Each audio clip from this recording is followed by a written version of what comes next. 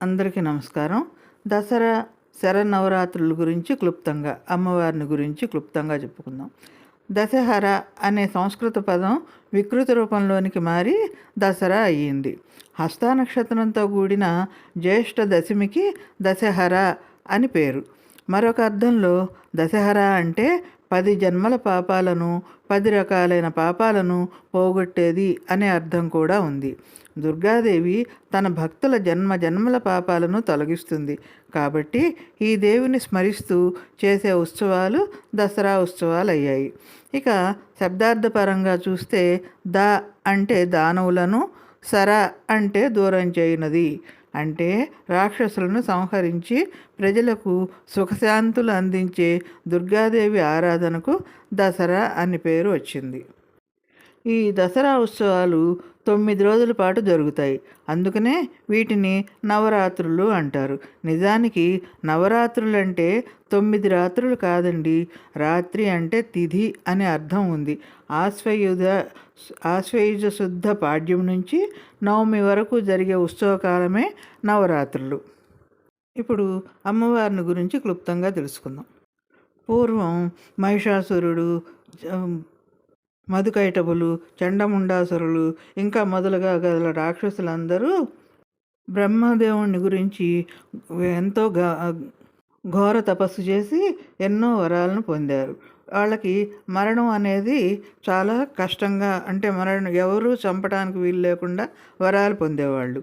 ఆ విధంగా వరగర్వంతో కన్నుమిన్ను కానకుండా అహంకారపరులై వాళ్ళు దేవతల మీద దాడి చేసి దేవతలను హింసించేవాళ్ళు.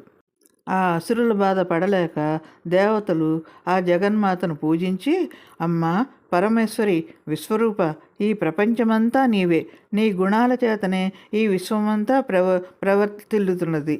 వ్యక్తావ్యక్త రూపాలలో లోకాలన్నింటినీ నీవే రక్షిస్తావు. మాకిప్పుడు నీవు తప్ప శరణు ఎవ్వరూ లేరు. బాధలు భరించలేకపోతున్నామమ్మా, సతమతమవుతున్నాం. ఈ క్రూర అసురుల బారి నుంచి మమ్మల్ని రక్షించి ఈ దీనావస్థ నుంచి ఉద్ధరించు తల్లి అని ప్రార్థించారట.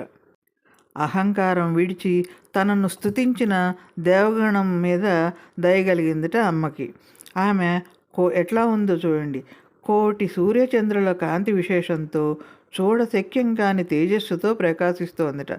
ఆమె చెవులకున్న ఆభరణాలు ముక్తామణి కాంతులను వెదజల్లుతూ హృదయాలలోని అజ్ఞానాంధకారాన్ని పటాపంచలు చేస్తున్నాయట. దయతో నిండిన ఆమె కటాక్ష విలాసాలు శాశ్వతమైన సంపదలను కలిగించాయి. ఆమె ధరించిన రత్నాభరణాల వైభవం అక్కడ ప్రదేశాన్నంతటినీ వికాసవంతంగా చేసింది.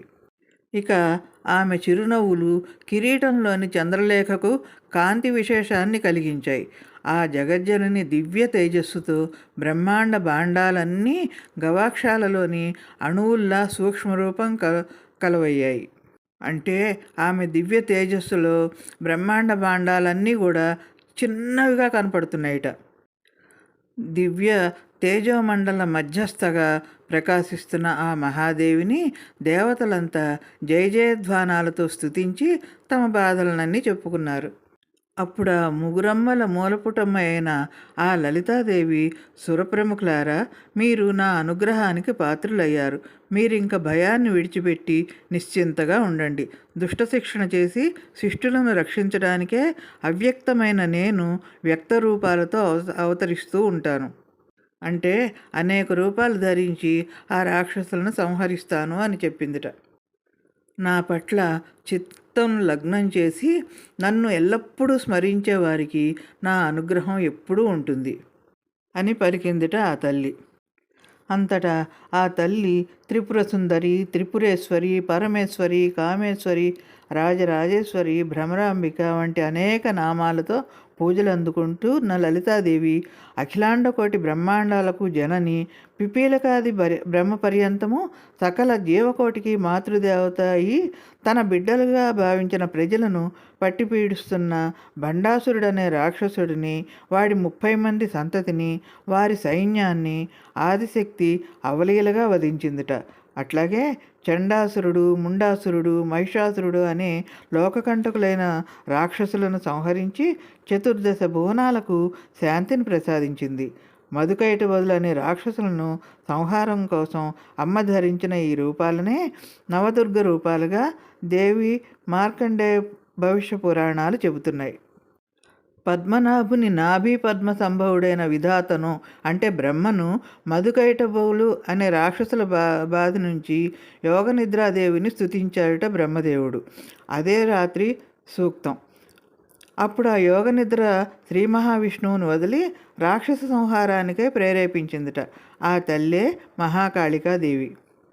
బ్రహ్మదేవుడు మధుకైటబులు అనే రాక్షసులు బాధిస్తుంటే ఆ యోగనిద్రాదేవిని స్తుతించాడట. అప్పుడు మహావిష్ణువు ప్రేరేపణతో ఆ తల్లే మహాకాళికాదేవి అయి ఆ మహిషాసురుని మర్దించింది.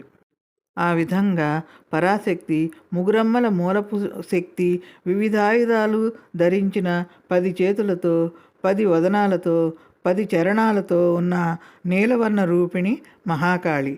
ఆమె మధుకైటభ సంహారిణి. ఇక మహిషాసురుని సంహరించేందుకు సర్వదేవతాత్మ శక్తిగా ఆవిర్భవించిన తల్లి మహిషాసుర మర్దిని అయిన మహాలక్ష్మి. ఆ మహాలక్ష్మి 18 చేతులతో పగడపు వన్నె రూపుతో ప్రకాశించే మహాలక్ష్మి. ఆమె మహిషాసుర సంహారిణి. ఇక శుంభనిశుంభులు అనే రాక్షసులను సంహరించేందుకు గౌరీదేహం నుండి ఆవిర్భవించిన చంద్రికా సమాన దేహ సరస్వతి. అష్టభుజాలతో సాక్షాత్కరించిన శక్తి. పూర్ణశక్తి యొక్క సాత్విక, రాజసిక, తామసిక దివ్య గుణాలకు ప్రతీకలే మహాసరస్వతి, మహాలక్ష్మి, మహాకాళి. విశ్వకారణమైన దివ్యగుణాల రూపాలివి. ఆ గుణాలకి తగ్గ ధవళ, అరుణ, కాలవర్ణాలతో ప్రకాశిస్తున్నారు ఆ ముగ్గురమ్మలు. సమస్త దేవతల శక్తి ఆ జగదాంబ. అమ్మను ఆరాధిస్తే దేవతలందరినీ ఆరాధించినట్టే. ఈ విధంగా అనేక రూపాలు ధరించి ఆయా రాక్షసులపై జగజ్జనని సాధించిన విజయానికి ప్రతీకగా ప్రజలు జరుపుకునే పండుగే ఈ విజయదశమి.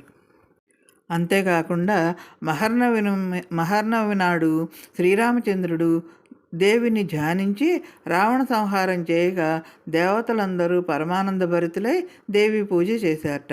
అప్పటి నుంచి ఈ విజయదశమిగా చేసుకోవటం జరుగుతోంది.